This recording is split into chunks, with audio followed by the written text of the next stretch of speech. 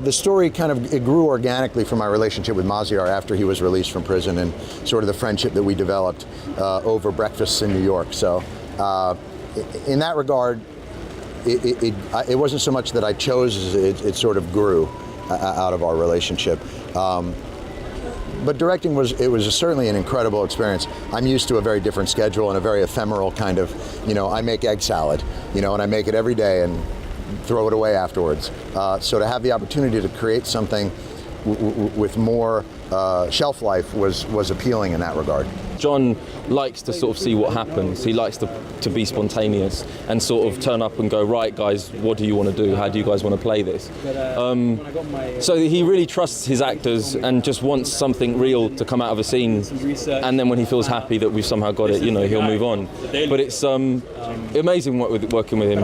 I've been a huge fan of Jon's for a while. I think he's quite a unique voice. I'm sort of glad that he's getting the attention he is getting, because I think he's worth listening to. But he's an amazing director. He's one of the warmest, kindest people I've worked with, and I think everyone kind of felt that working with him. I think, again, I had originally had a vision of purity of. The movie would be in Farsi, and we would use only Iranians who'd actually been in prison, and there'd be an authenticity. And Maziar would say, don't you want people to see it? And you're not Iranian.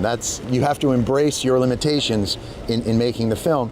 And his knowledge, his understanding of that opened the field, I think, for me, to make the story more universal. And Gael, there's a certain part of Maziar that is this ability to maintain mischief in the face of duress and in the face of all these difficult circumstances that he was under. And Gael, as an actor, was able to embody that in a way that no one else that we had could. This isn't only Maziar's story. This is happening every day.